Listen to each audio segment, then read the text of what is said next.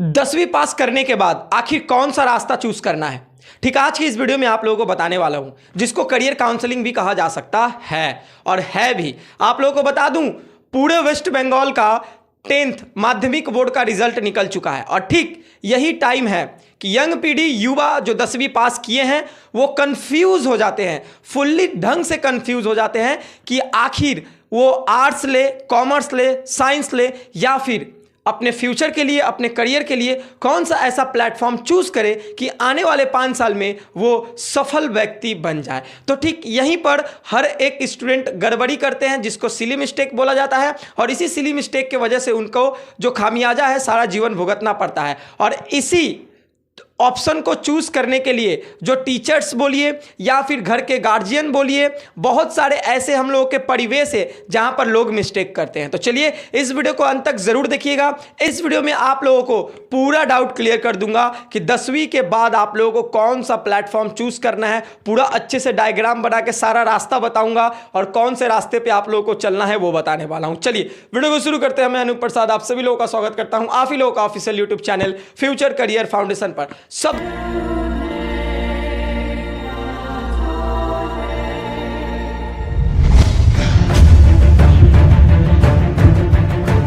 इससे पहले साथियों आप लोगों को बता दूं, 10वीं पास करने के बाद क्या करें, 10वीं के बाद क्या करें, जो सीधे आप लोग स्क्रीन पे पीछे देख रहे हैं। एक व्यक्ति कंफ्यूज में खड़ा हुआ है और ठीक 10वीं पास करने के बाद क्या करें और कैसे करें, चलिए विस्तार में आप लोगों को बताता हूं। ठीक क्या करें पता चल जाएगा तो अंत में आप लोगों को कैसे करना है वो भी पता चल जाएगा। तो ठीक 10वीं पास करने के बाद पहला ऑप्शन क्या करना है आप लोगों को अच्छे से समझिए।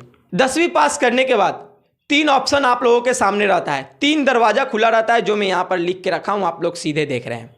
एक जनरल कोर्स, दूसरा प्रोफेशनल कोर्स, तीसरा शॉर्ट टर्म कोर्स।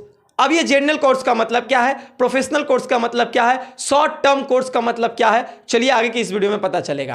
पहले हम लोग बात करेंगे जनरल कोर्स के अंतर्गत आखिर आता क्या है।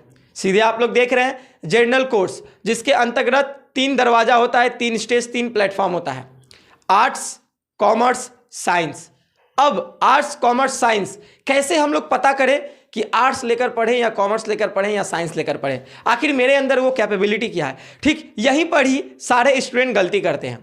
इनको बोला जाता है, बहुत सारे टीचर्स भी बोलते हैं, बहुत सारे गार्जियंस भी बोलते हैं, भाई आपका 80% आया है, आपका 90% आया है, आप साइंस लो। भाई आपका 40% आया है, आप आर्ट्स लो। भाई आपका 50-60% आया है, कॉमर्स ले लो। क्यों भाई, मार्क्स पे हम लोग क्यों निर्धारित करें। हाँ ये बात सही है कि arts, commerce, science, honours, general लेने के लिए एक मार्क्स परसेंटेज का एक क्राइटेरिया बनाया जाता है जिस बेस पे मिलता है, लेकिन मैं ज्यादा नंबर लाया हूं तो साइंस लूंगा, ये कोई मतलब है। हालांकि वो बंदे का साइंस में इंटरेस्ट है ही नहीं, वो बनना चाहता है आईपीएस या यूपीएससी क्रैक करना चाहता है या डिफेंस में जाना चाहता है, तो लेकिन उसका नंबर 80% 90% है, तो फिर वो साइंस क्यों लेगा। मैं हर एक गार्जियन को बोलूंगा विस्तार में बताने से पहले कि 10वीं पास अगर आपका संतान, पुत्र या पुत्री की है तो कभी भी मार्क्स पे डिपेंड मत होकर फैसला लीजिएगा। और दूसरा बात, आपके मन में अगर होगा कि मेरा सपना है मेरा बेटा डॉक्टर बने, इंजीनियर बने, ये बने वो बने, तो कभी भी मत थोपिएगा अपना डिसीजन। उनसे शांति मन से बैठा के पूछें कि बेटा तुमको किस चीज में इंटरेस्ट है, तुम क्या कर सकते हो, तुम्हारे लिए कौन सा सब्जेक्ट आसान है, तुमको क्या बनना है।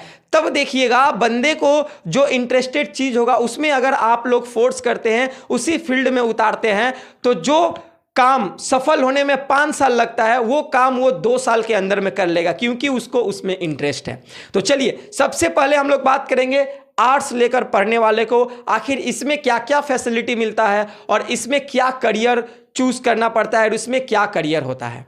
आर्ट्स वालों को बता दूं, इसमें आप लोगों को नॉर्मली जो सब्जेक्ट मिलता है पढ़ने के लिए, Hindi, English, geography, history, political science और भी बहुत सारे एक्सेट्रा जो सब्जेक्ट है, बहुत सारे सब्जेक्ट इसमें मिल जाएंगे। और इसको लेकर आप लोग अगर पढ़ते हैं तो जेन्युइनली लोग इसमें से क्या करते हैं, टीचर्स बनते हैं, एमए करते हैं, मास्टर डिग्री करते हैं, हालांकि सभी सब्जेक्ट में ही कर सकते हैं लेकिन इसमें ज़्यादा लोग करते हैं। इसके अलावा अगर ये लेके तैयारी करते हैं तो आपको डिफेंस लाइन पूरा मिल ही जा रहा है, यूपीएससी, आईपीएस, यहाँ तक कि ग्रेजुएशन लेवल के जितने भी हो सारा चीज़ आप लोग तैयारी कर सकते हैं। तो नॉर्मली आर्ट्स में लेकर अगर आप लोग पढ़ते हैं तो सभी चीज़ का ही आप लोग सभी में ही जा सकते हैं। अच्छा, अब हम लोग बात करेंगे यहाँ पर कॉमर्स का।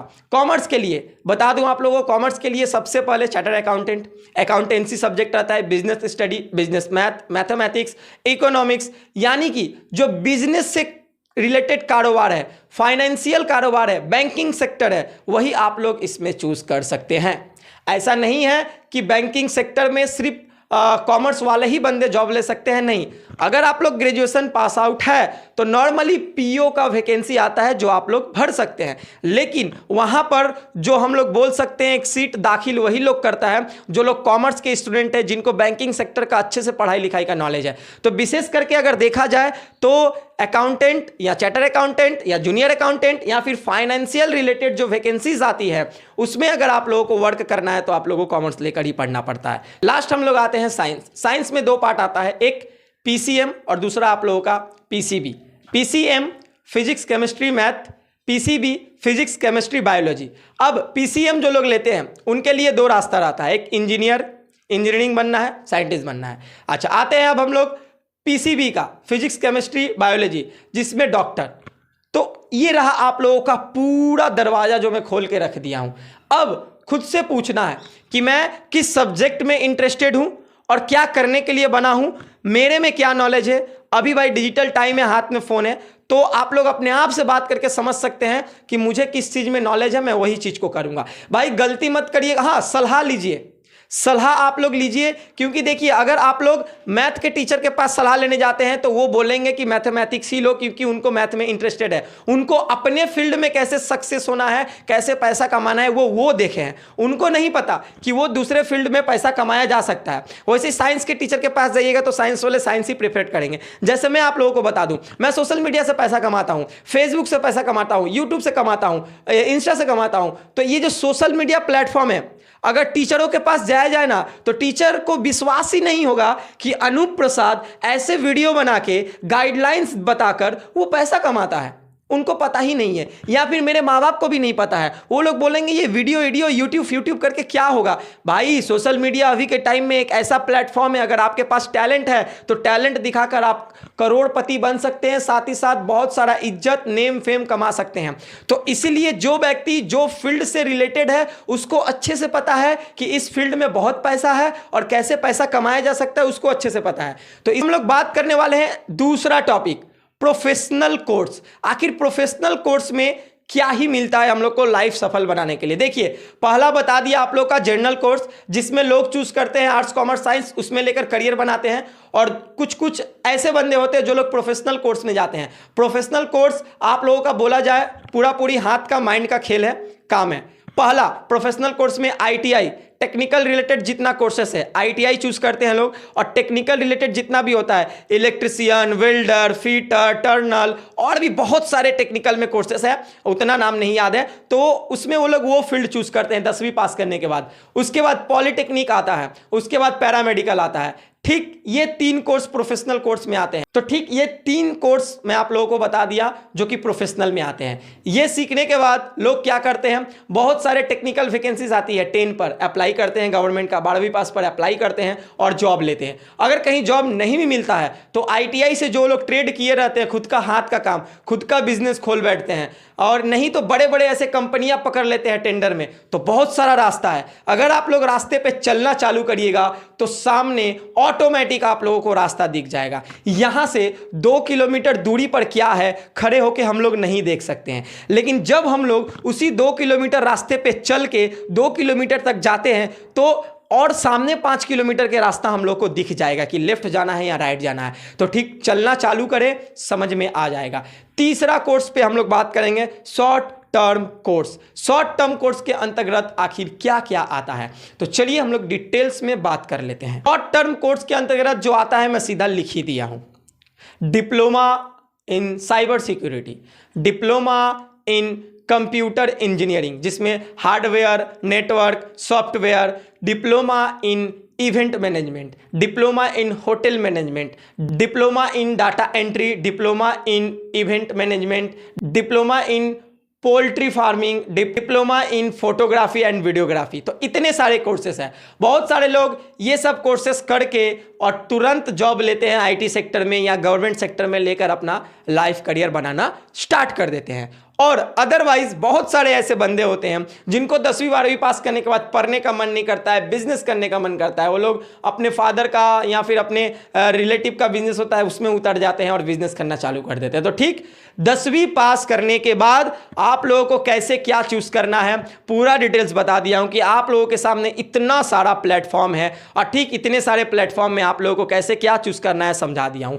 तो खुद से पूछे, खुद से बातें करें कि मैं क्या लेकर पढ़ूं, क्या बनना है, और ठीक उसी चीज पे, उसी रास्ते पे चले। बता दूं, आप लोग अगर कोई रास्ता चूज करते हैं तो आप लोगों को डिमोटिवेट करने के लिए आप ही लोगों के इर्द गिर्द जो लोग मंडराते हैं, सबसे पहले आप लोगों के खुद के अपने रिलेटिव, अपने और फ्रेंड सर्कल और पड़ोसी, यही लोग आप लोगों का माइंड डाइवर्ट करते हैं, डिमोटिवेट करते हैं और बाकियों का मजाल नहीं होता है। बता दूं, गड्ढा एकमात्र आपका करीबी ही खोदते हैं, तो बच के रहिएगा। वो लोग अगर ताना मारते हैं आपके प्रोफेशनल, आपको करियर को, तो भाई उनके ताने को इग्नोर करें और अपने लाइफ में चलते रहें, क्योंकि इतिहास गवाह है जो आपके बराबरी में नहीं खड़ा हो पाता है वो आपके लाइफस्टाइल को, आपके करियर को चोर बोलता है और आपको नीचा दिखाने का कोशिश करता है ताकि आप माइंड डाइवर्ट हो जाए और नीचे गिर जाए, आपका डाउनफॉल हो जाए। तो ऐसा गलती मत करिएगा, इग्नोर करें, कंसिस्टेंसी के साथ कंटिन्यू अपने रास्ते पे बरकरार रहे, चाहे कोई गाली दे, हंसे, मजाक उड़ाए, कोई फर्क नहीं पड़ता। ठीक है,